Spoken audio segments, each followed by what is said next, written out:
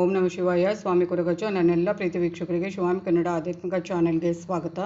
ಮನೆಯಲ್ಲಿ ಈ ಗಿಡ ನೆಟ್ಟರೆ ಸಮೃದ್ಧಿ ಸಂಪತ್ತಿನ ಜೊತೆಗೆ ಲಕ್ಷ್ಮೀ ಕೃಪೆ. ಯಾವ ಗಿಡ ಏನು ಎತ್ತ ಅನ್ನೋದ್ರ ಬಗ್ಗೆ ಉಪಯುಕ್ತ ಮಾಹಿತಿ ಕೊಡ್ತಾ ಅದಕ್ಕಿಂತ ಮುಂಚೆ ನನ್ನ ಚಾನಲನ್ನು ಇನ್ನೂ ಯಾರು ಸಬ್ಸ್ಕ್ರೈಬ್ ಮಾಡಿಲ್ಲ ದಯವಿಟ್ಟು ಸಬ್ಸ್ಕ್ರೈಬ್ ಮಾಡೋದನ್ನು ಮರಿಬೇಡಿ. ಸಬ್ಸ್ಕ್ರಿಪ್ಷನ್ಸ್ ಫ್ರೀ ಆಗಿರುತ್ತೆ, ದುಡ್ಡು ಗಿಡ್ಡು ಏನೂ ಆಗೋದಿಲ್ಲ. ಹಾಗೆ ಆದಷ್ಟು ಲೈಕ್ ಮಾಡಿ, ಆದಷ್ಟು ಶೇರ್ ಮಾಡಿ. ಹಾಗೆ ನಿಮ್ಮ ಏನೇ ವೈಯಕ್ತಿಕ ಸಮಸ್ಯೆ ಇದ್ದರೂ ಮುಕ್ತವಾಗಿ ಕಮೆಂಟ್ ಬಾಕ್ಸಲ್ಲಿ ರಾಶಿ ನಕ್ಷತ್ರದ ಜೊತೆಗೆ ಹಾಕಿ.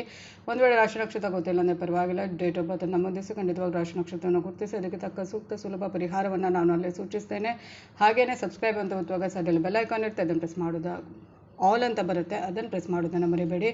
ಹಾಗೆಯೇ ಆಧ್ಯಾತ್ಮಿಕ ಅಥವಾ ಜ್ಯೋತಿಷಕ್ಕೆ ಸಂಬಂಧಪಟ್ಟ ಏನೇ ಪ್ರಶ್ನೆ ಇದ್ರೂ ಕೇಳ್ಬೋದು. ನನಗೆ ಇಷ್ಟ ಆದ ಖಂಡಿತವಾಗ್ಲೂ ಅದ್ರ ಬಗ್ಗೆ ವಿಡಿಯೋ ಮಾಡಿ ಹಾಕ್ತೇನೆ. ಹಾಗೆಯೇ ನಾನು ನಂಬಿರುವ ಶಿವದೇವರ ಕುರುಗಜ ದೇವದ ಆಶೀರ್ವಾದ ಕೂಡ ಇರುತ್ತೆ, ಯಾವಾಗಲೂ ನನ್ನ ಪ್ರೀತಿ ವೀಕ್ಷಕರ ಮೇಲೆ ಇರುತ್ತೆ ಅಂತ ಹೇಳ್ತಾ, ಹಾಗೆಯೇ ರಾಶಿ ನಕ್ಷತ್ರ ಅಥವಾ ಡೇಟ್ ಆಫ್ ಬರ್ತನ್ನು ಮಾತ್ರ ಹಾಕಿದರೆ ಖಂಡಿತವಾಗ್ಲೂ ನನಗೆ ಉತ್ತರ ಕೊಡೋಕ್ಕಾಗಲ್ಲ. ನಿಮ್ಮ ಸಮಸ್ಯೆಯನ್ನು ಡೀಟೇಲ್ ಆಗಿ ಬರೆದು ಕಳುಹಿಸಿ. ಹಾಗೆಯೇ ಧನದೇವತೆ ಲಕ್ಷ್ಮೀದೇವಿ ಅತ್ಯಂತ ನೆಚ್ಚಿನ ಪುಷ್ಪ ಆಗಿರುವಂಥ ಪಾರಿಜಾತ ಪುಷ್ಪದ ಗಿಡವನ್ನು ಮನೆಯ ಈ ದಿಕ್ಕಿನಲ್ಲಿ ನೆಡುವ ಮೂಲಕ ನಿಮ್ಮ ಮನೆಗೆ ಲಕ್ಷ್ಮೀದೇವಿಯನ್ನು ಬರಮಾಡಿಕೊಳ್ಳಬಹುದು.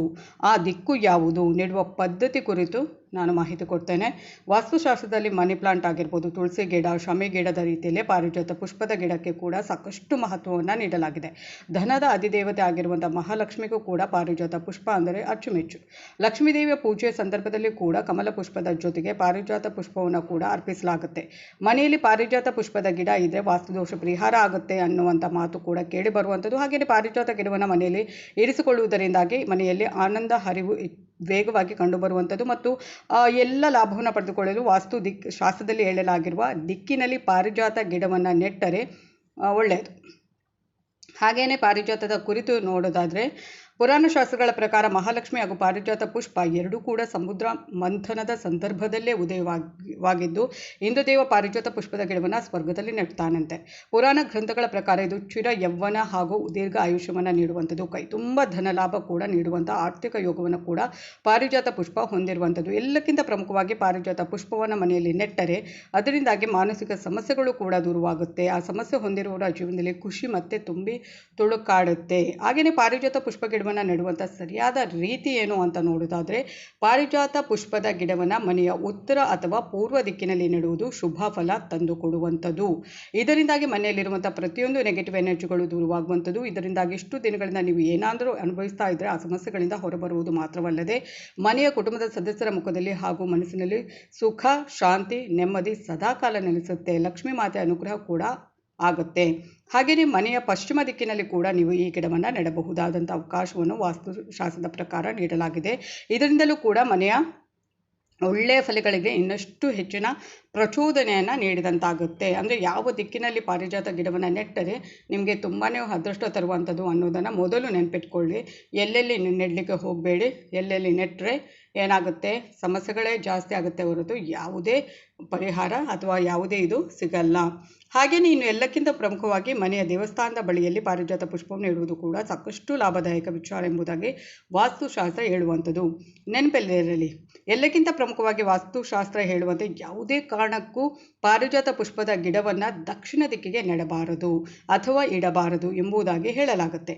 ಇದನ್ನು ಯಮನ ದಿಕ್ಕು ಎಂಬುದಾಗಿ ಹೇಳಲಾಗುತ್ತೆ. ಹಾಗೂ ಇಲ್ಲಿ ಪಾರಿಜಾತ ಗಿಡವನ್ನು ನೆಡುವುದರಿಂದಾಗಿ ಮನೆಯಲ್ಲಿ ಒಳ್ಳೆಯದಕ್ಕಿಂತ ಹೆಚ್ಚಾಗಿ ಕೆಟ್ಟದೇ ನಡೆಯುತ್ತೆ.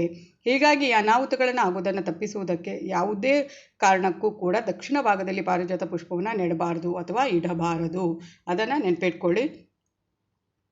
ತಪ್ಪಿಯೂ ಯಾವುದು ದಕ್ಷಿಣ ದಿಕ್ಕಿಗೆ ಪಾರಿಜಾತ ಗಿಡವನ್ನು ನೆಡಲಿಕ್ಕೆ ಹೋಗಬೇಡಿ. ಬಾಕಿ ಎಲ್ಲ ಡೈರೆಕ್ಷನಲ್ಲಿ ಕೂಡ ನಾವು ನೆಡಬಹುದು.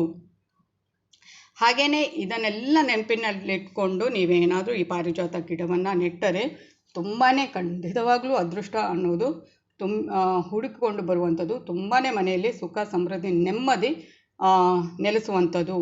ಖಂಡಿತವಾಗ್ಲೂ ಇದು ಸತ್ಯ ಕೂಡ. ನಾವು ಯಾವುದೇ ಒಂದು ಗಿಡವನ್ನು ನೆಟ್ಟರೂ ಕೂಡ, ನಾನು ಈಗಾಗಲೇ ಹೇಳಿದೆ, ತುಳಸಿ ಗಿಡ ಆಗಿರ್ಬೋದು ಅಥವಾ ಮನಿ ಪ್ಲಾಂಟ್ ಆಗಿರ್ಬೋದು ಅಥವಾ ವಾಸ್ತು ಗಿಡ ಅಂತ ಸಿಗುತ್ತೆ ಅದು ಆಗಿರ್ಬೋದು, ಅದರ ನಾವಿಡುವ ಡೈರೆಕ್ಷನ್ ಇಂಪಾರ್ಟೆಂಟ್ ಆಗುತ್ತೆ. ಆ ಒಂದು ಯಾವ ಒಂದು ದಿಕ್ಕಿನಲ್ಲಿ ಅದನ್ನು ನೆಡಬೇಕು ಅನ್ನೋದನ್ನು ಮೊದಲು ಅದರ ಬಗ್ಗೆ ತಿಳಿದು ನಾವು ಆ ದಿಕ್ಕಿನಲ್ಲಿ ನೆಟ್ಟರೆ ಖಂಡಿತವಾಗ್ಲೂ ನಮಗೆ ಅದರಿಂದ ತುಂಬಾ ಲಾಭ, ತುಂಬಾ ಒಳ್ಳೆಯದಾಗುತ್ತೆ. ತುಂಬಾ ಏನೇ ನೆಗೆಟಿವ್ ಎನರ್ಜಿ ಕೂಡ ಮನೆಯಲ್ಲಿದ್ದರೆ ಅದು ದೂರವಾಗುತ್ತೆ. ಹಾಗೆಯೇ ಒಟ್ಟಾರೆಯಾಗಿ ಪಾರಿಜಾತವನ್ನು ಕೂಡ ಸೂಕ್ತ ಜಾಗದಲ್ಲಿ ಇಟ್ಟು ಅಥವಾ ನೆಟ್ಟು ಬೆಳೆಸಿ ಮತ್ತಷ್ಟು ಅದೃಷ್ಟವನ್ನು ನಿಮ್ಮ ಮನೆಯ ಪ್ರಾಂಗಣದಲ್ಲಿ ಇಟ್ಟುಕೊಳ್ಳುವಂತೆ ಆಗ್ಬೋದು.